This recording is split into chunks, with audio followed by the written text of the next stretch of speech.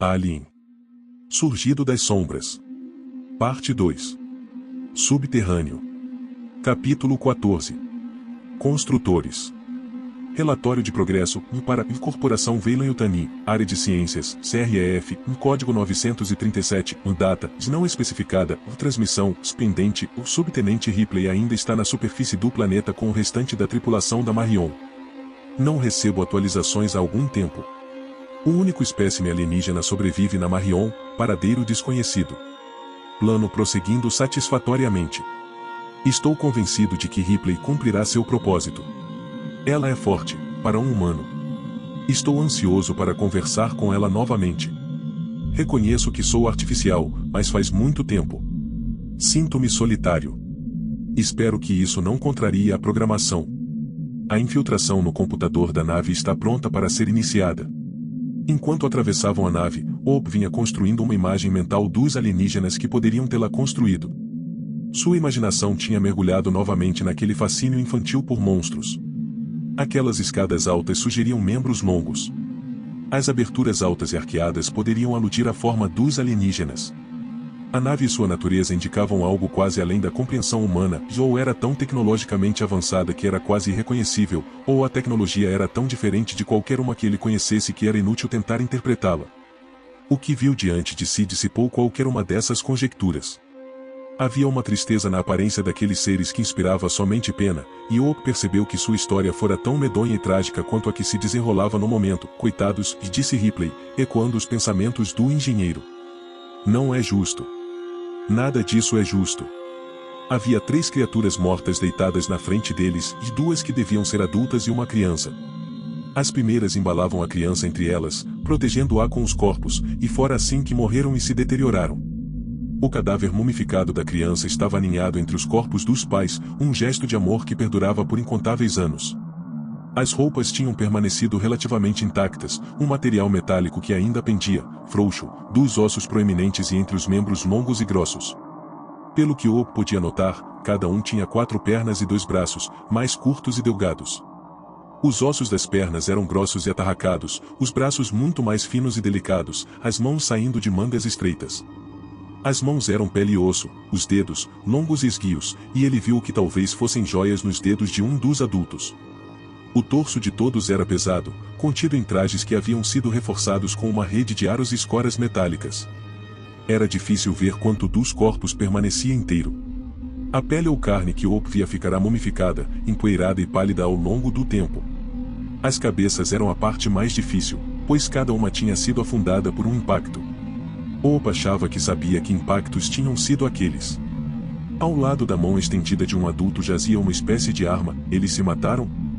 Perguntou Seddon. Um deles se matou, e disse Hope. Matou a parceira, a criança e depois a si mesmo. Melhor do que virar comida para aquelas coisas, eu acho.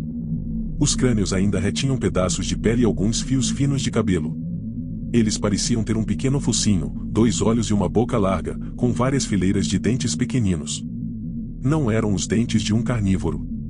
Não eram os corpos ou a aparência de monstros, parecem cachorros, comentou Lachance. Só que, grandes, gostaria de saber o que aconteceu aqui, e disse Ripley.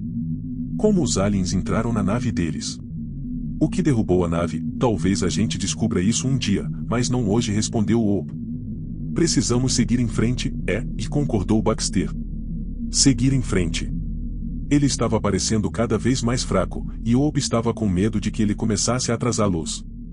Se isso acontecesse, não havia nada a fazer e nada senão reduzir a velocidade para que ele os acompanhasse. Kasianov fez uma careta breve para ele. Também estava esgotada. Deixe comigo, e disse Hope, mas ela balançou a cabeça, sem chance, e respondeu ela. Eu levo Baxter. Depois dos corpos, a passagem tornava-se mais alta e larga. As lanternas perderam gradualmente a eficácia, e, quanto mais eles avançavam, mais escuros ficavam os corredores. Os passos deles começaram a ecoar. Baxter tossiu, e o som se propagou, reverberando de volta, ecoando de novo e de novo. O que é isso? Perguntou Hope enquanto Seddon caminhava ao lado dele. Não tenho ideia, e sussurrou ela. Hope, estamos nos perdendo aqui. Acho que devíamos voltar e correr direto para aquelas coisas, isso se ainda estiverem procurando por nós. Tenho certeza de que já encontraram outro jeito de ultrapassar aquela galeria. Como assim, se ainda estiverem procurando? A oficial de ciências deu de ombros. Não consigo deixar de pensar que elas pararam de nos seguir porque estamos fazendo exatamente o que querem, ou porque eu matei uma delas. Talvez estejam mantendo distância. Sendo mais cautelosas, agora que sabem que podemos matá-las, talvez, disse Seddon, mas ele entendeu. Ela não pensava assim de forma alguma. E, na verdade, nem ele. Então, e aí? Perguntou ele. Estou fazendo o melhor que posso aqui, Seddon, todos nós estamos. Ela deu de ombros novamente. Sei lá. Vamos seguir em frente e continuar atentos, e concordou o. Atentos. Ele balançava a pistola de spray ácido à esquerda e à direita, a lanterna fixa fazendo muito pouco para penetrar a escuridão. Não parecia haver nada além de um amplo espaço em torno deles, e ele se perguntou se estariam em algum tipo de compartimento de carga. Se assim fosse, então aquela nave havia decolado sem carga. Ou, pelo menos, sem cargas grandes. Foi quando as paredes e o teto começaram a se fechar outra vez que eles encontraram o que poderia ter sido a saída.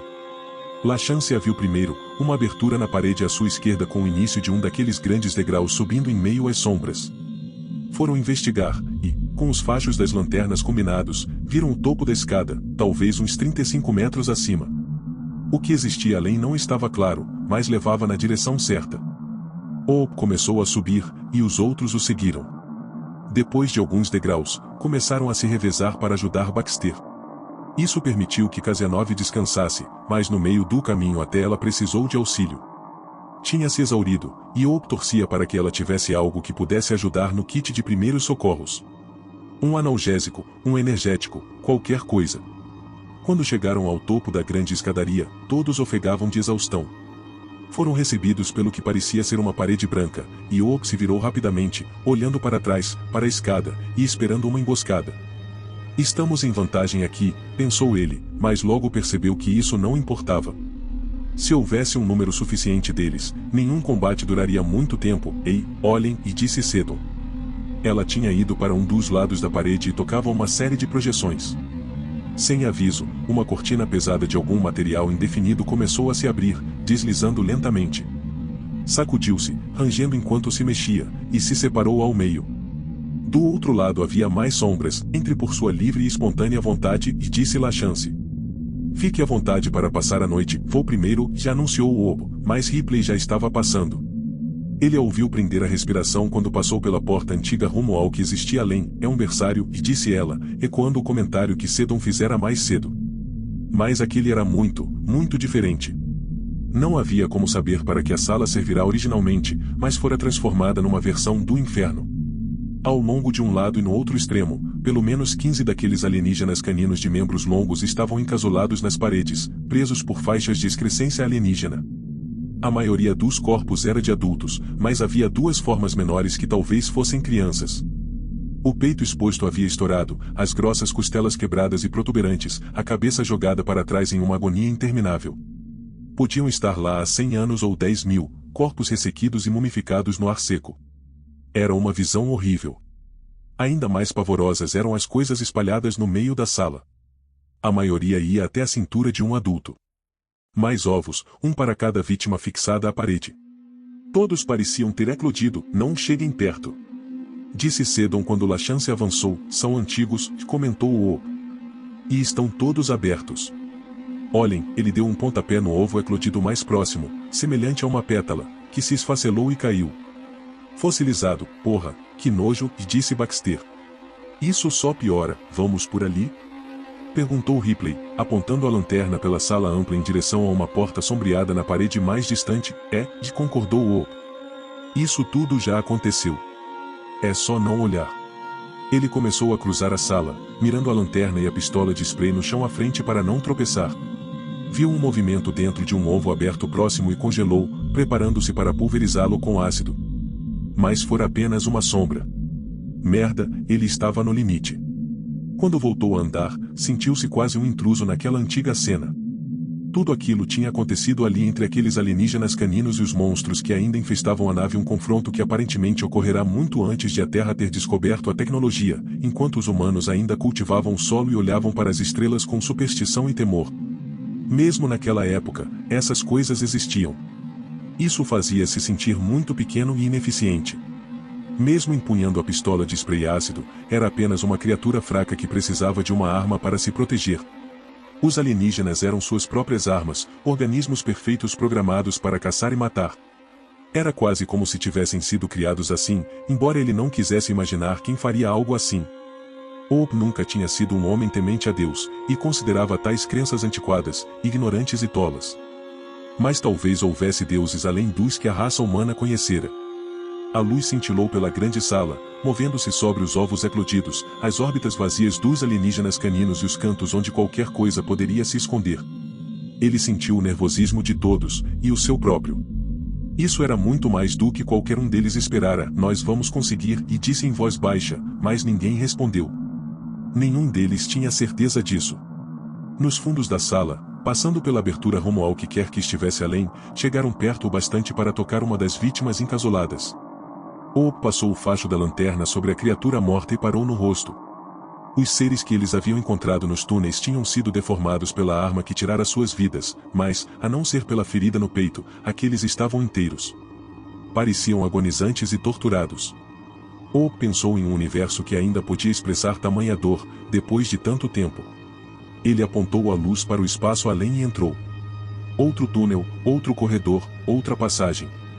As paredes eram curvas, os pisos, irregulares e úmidos. A umidade era algo novo, e ele fez uma pausa para esfregar o pé na superfície. Um líquido borbulhou no chão, como se a superfície fosse gordurosa, e a bota dele reduziu várias bolhas a uma mancha. É escorregadio aqui, já avisou aos outros. Ripley estava ao seu lado de novo, apontando a lanterna para frente. O cheiro mudou também, e acrescentou ela. Tinha razão. Até então o interior da nave tivera cheiro de velharia, poeira, mofo, ar filtrado vindo da atmosfera processada da mina para erguer aromas por toda parte. Mas ali era diferente. Ele inspirou profundamente e franziu a testa, tentando identificar o odor. Era sutil, mas desagradável, ligeiramente azedo, como se alguém tivesse deixado de tomar banho por muito tempo. Havia também algo nele que Hope não conseguia identificar. Não um cheiro, mas uma sensação. Está mais quente, e disse Ripley. Não o ar, mas tem um cheiro quente, e concordou ele. Como uma coisa viva, a nave? Perguntou Ripley. Ele balançou a cabeça. Acho que de alguma forma, esta nave esteve viva, isso foi há muito tempo. Este é mais recente. São eles. Ele ouviu Ripley passar o recado aos restantes: tomem cuidado, fiquem atentos. E depois avançou mais uma vez. Sempre em frente. Voltar ainda era uma opção, mas também parecia um erro. A responsabilidade pesou mais do que nunca, ganhando massa à medida que o tempo passava sem incidentes. Ele nunca fora um grande tomador de decisões e muitas vezes, demorava até para escolher o jantar no cardápio limitado da Marion, mas temia que, se decidisse que deveriam voltar agora, essa escolha pudesse arruinar todos eles. Melhor continuar em frente. Enquanto prosseguiam, a umidade e os cheiros no ar se intensificavam. O nariz dele começou a arder. Estava suando, a umidade crescendo, o nervosismo fazendo o corpo porejar umidade. A boca estava seca, e a garganta, dolorida. Não deveríamos seguir por aqui, e disse Baxter. Isso é ruim. É errado, está tudo errado. Retrucou Lachance bruscamente. Mas este é o caminho para voltar ao topo da nave, então, está bom para mim, e aquelas coisas que chocaram? Perguntou Seddon, e Hope parou de supetão. Tem uma coisa me incomodando, e onde elas estão? Perguntou ele, virando-se para encarar os outros. Isso foi há muito tempo, e disse Ripley, não sabemos quanto tempo eles vivem. Os que estavam na Samson esperaram semanas, quem sabe possam hibernar por anos. Ou mais tempo, então pode haver muito mais aqui do que só aqueles nascidos dos mineradores, concluiu Seddon. Isso não muda nada, e disse Hope, e esperou alguma reação. Mas todos apenas o encararam, sem nada dizer. Não muda nada. Estamos aqui agora. Vamos em frente, para cima e para fora. Prosseguiram, mas o corredor, e cheio de curvas, rumando só ligeiramente para cima, terminou em outra sala grande e escura. Ah, não, pensou Hope. Era o fim. Era isso que os mineradores haviam encontrado, ou um lugar parecido. Era outro berçário. Não havia como saber quantos lugares como aquele existiam na nave, nem mesmo quão grande ela era. Enquanto paravam à entrada da câmara, ele se viu tremendo de medo, um temor profundo, primitivo. Aquele era um perigo além da humanidade, um que já existia desde muito tempo antes de os seres humanos ao menos saberem o que eram as estrelas. Esses estão inteiros, disse Seddon. Ela passou por Ob, tirando a correia da pistola de spray ácido do ombro e tirando algo do bolso. Não chegue muito perto. Avisou Ob, mumificados. Preservados. A sala foi iluminada por um clarão quando Seddon começou a fotografar os ovos. São quase como fósseis. Ob movia a pistola e a lanterna ligada a ela de um lado para o outro, vasculhando toda a extensão da câmara, procurando uma saída. Viu do outro lado uma abertura alta e emoldurada. Também viu outra coisa. Apontou a lanterna para cima. Olhem. O cabo com as lâmpadas fora pendurado em suportes de arame fixos no teto alto da sala. Algumas delas estavam estilhaçadas, outras pareciam inteiras, mas já não funcionavam mais. Ou tinham sido intencionalmente desativadas. Ob não estava gostando nem um pouco daquilo. Venham aqui, disse Seddon. Ela estava no canto mais distante do compartimento, perto de um dos ovos e tirando fotografias. Os clarões incomodavam Ob por um segundo, depois de cada um, só via a escuridão total, a visão voltando lentamente. Não gostava de ficar cego, nem por um segundo. O ovo diante dela estava aberto. Ao contrário dos outros, não parecia velho e fossilizado, mas recente. Úmido. Ela bateu outra foto, mas dessa vez Ob piscou no momento em que a luz causticou a sala, e, quando abriu os olhos novamente, sua visão estava clara. No último instante do flash, viu que os ovos de aspecto velho estavam opacos sob o clarão da câmera. Lá dentro, havia formas. E tinha certeza de que elas estavam se mexendo. Seddon, não chegue muito, tem alguma coisa aqui, disse ela, dando um passo à frente. Algo pulou do ovo. Em um instante, a coisa grudou no rosto de Seddon. Ela deixou a câmera cair, que começou a disparar no automático, a luz branca cauterizando a sala em intervalos de um segundo enquanto a mulher agarrava a coisa e tentava enfiar os dedos debaixo das garras e da cauda longa e agitada que lhe envolvia o pescoço. Então, ela caiu de joelhos. Puta merda! Exclamou Lachance, apontando o lança-cargas na direção dela. Ripley o empurrou para o lado. Você vai arrancar a cabeça dela, mas essa coisa vai. Segurem-na, ordenou Ob, e foi para o lado de Seddon, tentando avaliar o que estava acontecendo, como a coisa tinha se fixado ali e o que estava fazendo com ela. Ah, merda, olha essas coisas! Exclamou Kasianov. Outros ovos estavam eclodindo.